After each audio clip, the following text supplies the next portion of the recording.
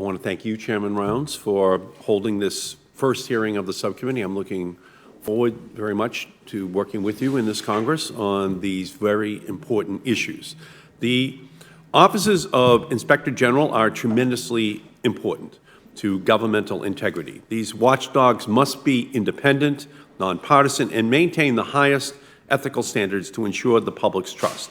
In addition to fighting fraud, waste, and abuse of power, they ensure the government works the way Congress intended and the public deserves. For example, the Securities and Exchange Commission Inspector General uncovered the mishandling of whistleblowers' tips in the Madoff Ponzi scheme and failure to take basic steps to stop it. In response, Congress passed the Dodd-Frank Act to protect whistleblowers and provide incentives and mechanisms to report and promptly remedy misconduct. Inspector Generals also save billions of taxpayer dollars each year. For example, the Special Inspectors General for Afghanistan and Iraq reconstruction together recovered almost $3 billion related to waste and fraud associated with the government's reconstruction work.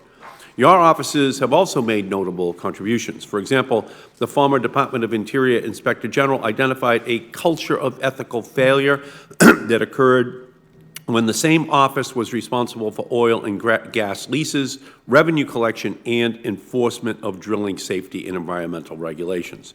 Following this report, the Department implemented a more robust ethics program and announced a major departmental reorganization to eliminate those conflicts of interest. The Environmental Protection Agency Inspector General has also done significant work in overseeing management and personnel challenges at both the Environmental Protection Agency and the Chemical Safety Board. The Inspector General has also found that the Environmental Protection Agency needs to improve oversight of the state's implementation and enforcement. In a 2014 memo, the Inspector General raised concerns about states' implementation and enforcement of vital environmental programs designed to protect the public from beaches contaminated by dangerous levels of bacteria and to ensure proper long-term monitoring of Superfund sites so that they are safe for reuse. But in order to for oversight by Inspectors General to garner public trust, transparency is key. Inspectors General have a responsibility to report their activities, findings, and recommendations to Congress and the public promptly. Yet in 2014, the Department of Interior Office of Inspector General closed 533 investigations and released just 55 public reports. Inspectors General also rely on the cooperation of the agencies they oversee. As Mr. Elkins' 2014 testimony indicated, when an Inspector General is faced with obstruction and obfuscation by an agency, inefficiency thrives unchecked and potential wrongdoing evades both notice and consequences. And I agree with that. Agencies must cooperate to guarantee access to the information you need and to take corrective actions in response to your findings. I look forward to your testimony today about the important work which you do and how Congress can help you to do your job better. And I yield back the balance of my time, Mr. Chairman. Thank you, Mr. Chairman, very much. Mr. Elkins, across the country, thousands of miles of old, leaking natural gas distribution pipelines that run under our streets are costing consumers money, threatening public health and safety with potentially dangerous explosions and contributing to global warming by releasing natural gas into the atmosphere. An Office of Inspector General July 2014 report found that EPA was not regulating methane emissions from natural gas distribution pipelines, had not partnered with the Pipeline and Hazardous Materials Safety Administration, and that its voluntary program to address methane leaks has achieved limited success. Moreover, your report found that consumers were losing nearly $200 million each year from this leaking natural gas. I have introduced legislation in the Senate that would address some of the financial and policy barriers that are an impediment to repairing and replacing our aging, leaking natural gas pipeline infrastructure. While I know you have not read the legislation, would efforts to remove these barriers and disincentives that may be in place to reduce methane emissions from leaking natural gas pipelines, such as cost recovery and upfront capital investments, help address that problem? Yes, sir. I think that would be a good thing. Thank you. Well, Mr. Elkins, the EPA agreed with your recommendation that it should work with PHMSA to address methane leaks from a safety and environmental standpoint. EPA agreed to implement this recommendation by December 31st, 2014. Has that recommendation been implemented, in your opinion? Well, sir, according to our books, it shows that the recommendations have been implemented, but until we are able to go out and do follow-up work, I can't tell you specifically that has occurred. Is it your intention to follow up and to find out whether or not that work has been done? Yes, sir. We will be following up. Okay, that's going to be very helpful. Ms. Kendall, coal on federal lands belonging to the American people generates billions of dollars in revenue from the federal government each year. However, 3 decades after the GAO, at my request, discovered improprieties in coal lease sales in the Powder River Basin in Wyoming and Montana, recent evaluations of the federal coal program have found that many of the same problems persist today. Recently, the Inspector General and the GAO, again at my request, issued reports showing that taxpayers may be losing millions of dollars on this coal that belongs to them.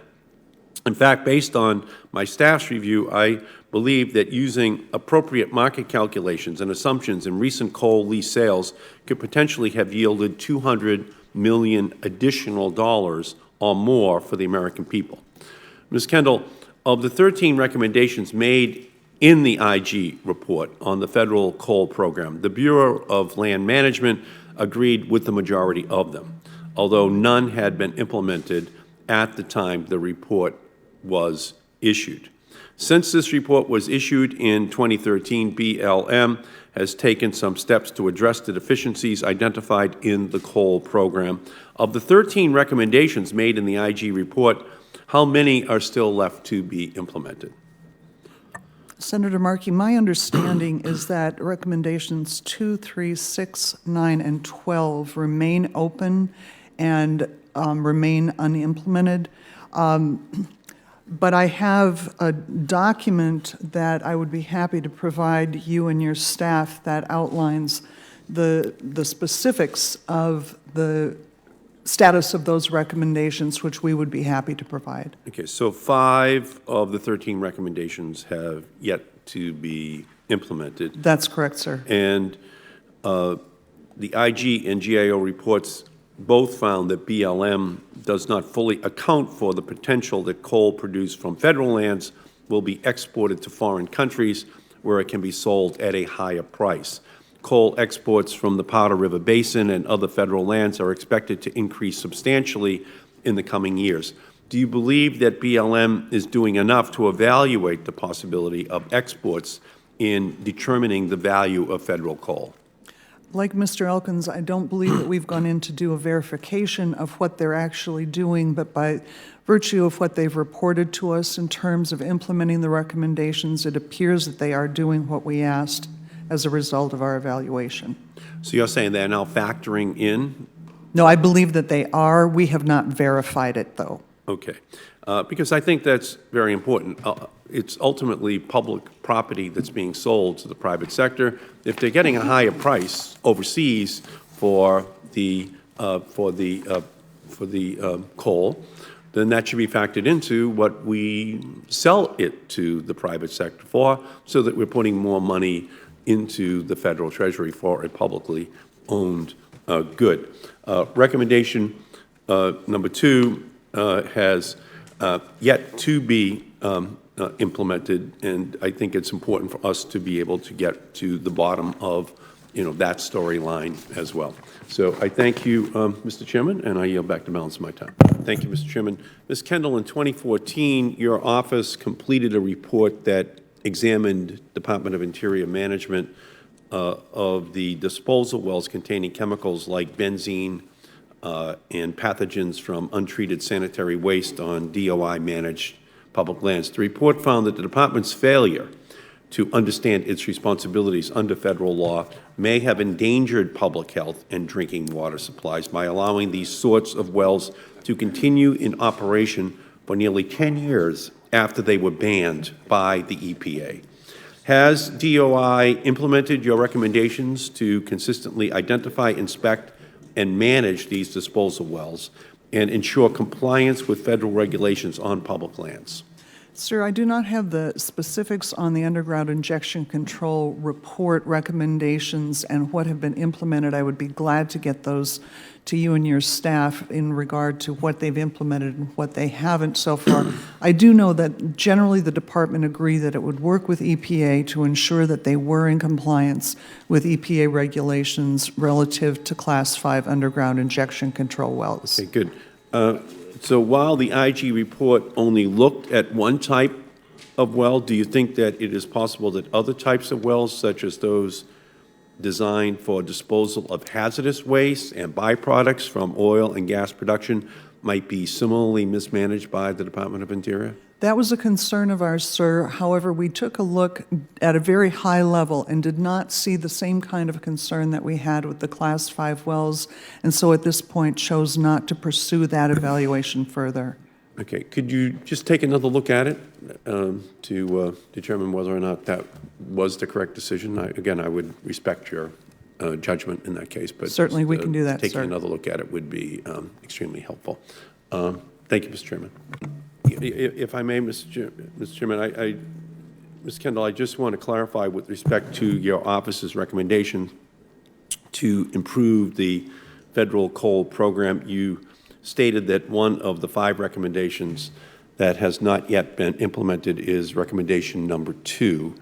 Recommendation number 2 states that the BLM should take action to fully account for the export potential in developing coal, the fair market value. So it appears that BLM has not yet fully implemented the possibility of exports in determining the fair market value of federal coal leases, as your office recommended. Can you check on the status of the 5 recommendations for the federal coal program and report back to the committee? We will do that actually with all the recommendations, sir.